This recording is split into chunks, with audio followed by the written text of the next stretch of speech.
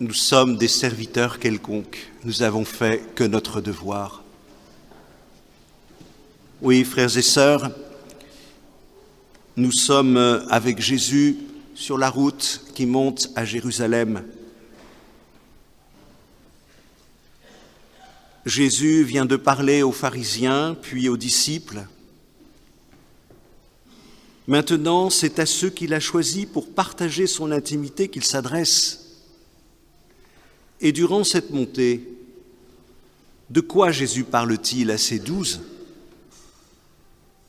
De l'indispensable détachement qui fera d'eux d'authentiques témoins. Eh bien, frères et sœurs, ensemble, redécouvrons cette parole. Premièrement, de pauvres hommes inutiles. Oui, des pauvres qui, sans doute, se sentent loin des actions éclatantes et des paroles exigeantes de leur maître, et comme on comprend leur besoin d'être fortifiés, « Seigneur, augmente en nous la foi ». Une demande que Jésus semble toutefois accueillir avec réserve. D'abord, parce qu'il leur dit qu'une foi grosse comme la plus petite des semences de la terre suffit à réaliser de grandes choses. Ensuite, parce qu'ils ne sont pas choisis pour réaliser des prodiges, mais pour être de pauvres serviteurs ne faisant que leur devoir. Autrement dit, sans désapprouver la demande légitime de ses amis, Jésus les prévient du risque de s'enorgueillir en le suivant et de s'illusionner sur leur état de sainteté et leur valeur personnelle. Et à celui qui serait tenté par le spectaculaire, il rappelle que l'essentiel n'est pas dans l'agir et le faire, mais dans l'attitude humble et confiante de celui qui se sait pauvre homme, combien même il aurait fait tout ce qu'il devait. Bien, ceci nous conduit à un deuxième point de pauvres hommes inutiles qui sont choisis pour servir. Pour l'instant, les 12 sont encore dans l'éblouissement de tout ce qu'ils ont vu et entendu. Alors, longuement et patiemment, sur cette route vers Jérusalem, Jésus prépare les siens aux événements futurs. Le suivre, lui, c'est d'abord l'accueillir comme étant venu servir les hommes en donnant sa vie pour eux. Autrement dit, leur vie à eux, les disciples, leur dignité, leur sainteté, n'est autre que dans l'humble service du frère à la manière dont il leur donnera l'exemple lorsque, dans quelques jours, à Jérusalem, il s'abaissera pour leur laver les pieds. Bien, voilà, frères et sœurs, la première leçon de cette page. En suivant Jésus et plus tard en imitant Marie, le disciple du Christ ne peut ambitionner qu'une seule chose, l'humble service, cause d'une joie que nul ne peut ravir. Troisième point, de pauvres hommes inutiles choisis pour servir, mais pour quelle mission ? Nous le savons, une mission universelle qui conduira ces hommes jusqu'aux extrémités de la terre. Et c'est bien pour cela qu'ils pressentent en eux-mêmes que ce qu'ils vivent est quelque chose d'inouï, quelque chose de privilégié.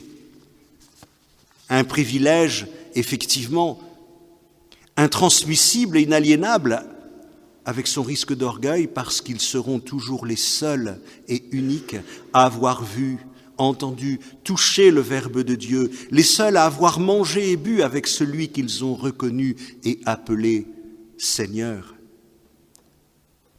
Oui, quel privilège!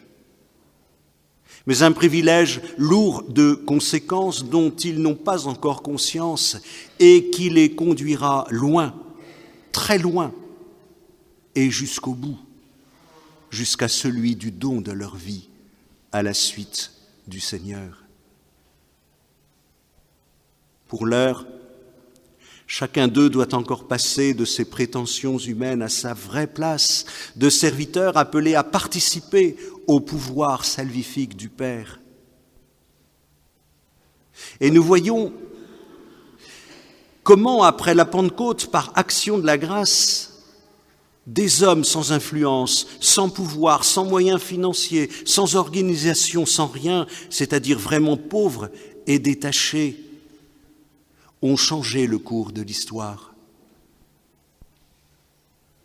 Dès lors, quelle peut être leur ambition, sinon celle de demander à grandir dans la foi qui leur permettra d'accueillir cette mission universelle avec l'humilité qui fera d'eux d'authentiques témoins et serviteurs.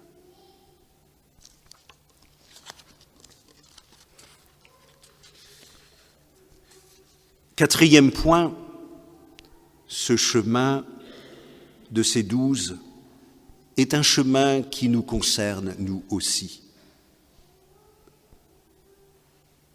Parce que le chrétien est un autre Christ. Pour cette raison, nous sommes tous concernés par cet évangile, parce que tous appelés, de par notre baptême, à reproduire dans nos vies l'image de celui qui est venu, non pour être servi, mais pour servir jusque dans la situation d'esclave, sans aucune considération, et jusqu'à la mort de la croix comme un malfaiteur, bouleversant toutes les normes et les convenances du monde, en commençant par ces pauvres hommes qui le suivent. Oui, frères et sœurs, comme hier à ses disciples, voilà comment de la foi nous sommes conduits au service.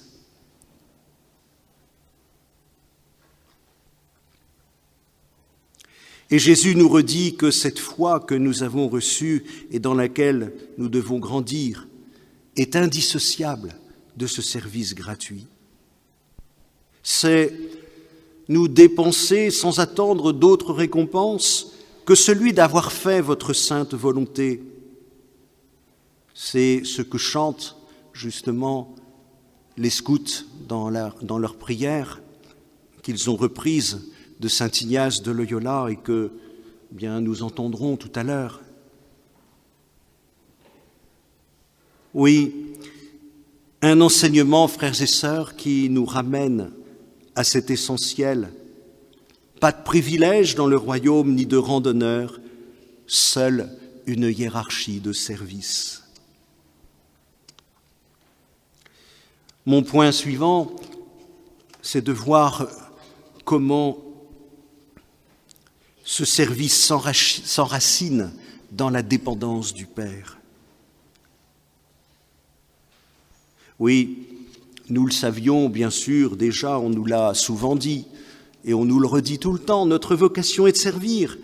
Mais la manière dont je vais actualiser ce service dans le concret dépend fondamentalement de la manière dont je vis ma relation à Dieu. Car c'est de celle-ci que tout dépend. C'est pourquoi nous devons nous demander quelle est ma relation à Dieu. La lettre de saint Paul à Timothée nous le dit, on ne peut plus clairement. Notre relation à Dieu est une relation de fils envers son Père. Nous avons été rachetés et rendus capables d'être fils de Dieu, dit-il. Et cette relation de dépendance filiale envers le Père fait que nous ne sommes pas n'importe quelle créature, non pas des esclaves, mais des créatures libres, rendues capables d'être chacun coopérateurs de Dieu. Oui, coopérateurs de Dieu. Est-ce que, frères et sœurs, on se rend compte que ce n'est pas seulement grand ni très grand d'être coopérateur de Dieu, mais que c'est simplement prodigieux. Si, dans le monde, les hommes sont fiers lorsqu'ils servent un grand maître ou un président, quelle doit être pour nous, chrétiens, notre fierté de servir Dieu comme notre Père? Eh bien, le temps est venu de conclure. Oui, frères et sœurs, que nous dit donc la parole d'aujourd'hui? Deux choses qui n'en font qu'une. L'homme n'est rien devant Dieu sinon comme un serviteur inutile, et pourtant, il peut participer à la puissance créatrice de Dieu, comme quelqu'un qui déplacerait un grand arbre pour le jeter dans la mer par sa seule parole. Voilà la puissance cachée d'un fils et d'une fille de Dieu qui, par sa foi, même toute petite, met entre ses mains la participation à la force créatrice de Dieu lui-même. Voilà donc, frères et sœurs, la foi que nous avons reçue du Père et par laquelle le Père rend ses fils partenaires de son dessein d'amour sur l'humanité à la suite de son Fils unique Jésus. Et il revient à chacun et à chacune non seulement de demander la foi dans la prière, de la renouveler dans l'adoration et de l'entretenir par les sacrements de l'Église, mais aussi, bien sûr, et surtout, de la mettre en acte dans le quotidien. Et c'est parce que la foi est l'âme de nos vies au quotidien que le Père envoie les fils que nous sommes pour élever, sanctifier et transformer le monde présent. Alors, oui, la foi, ce n'est pas une question de quantité, mais de qualité, celle qui rend capable le croyant de transformer le monde à condition qu'il fasse une confiance totale, comme un fils à ce maître de l'impossible qu'est Dieu. Voilà ce dont nous parle l'Écriture aujourd'hui, de la première des vertus théologales qu'est la foi. Et ça tombe bien car on est encore pour quelques jours dans l'année de la foi, cette foi qui doit se prolonger maintenant et aussi nourrir notre vie et pour qu'elle soit mieux au service des autres. Eh bien, pour terminer cette méditation, je propose qu'ensemble, nous rendions grâce à Dieu d'une manière toute singulière et personnelle. Comment ? Oh, pas en faisant de grandes choses, simplement en reprenant dans le silence de votre cœur cette louange que la deuxième prière eucharistique met sur les lèvres du prêtre juste après la consécration.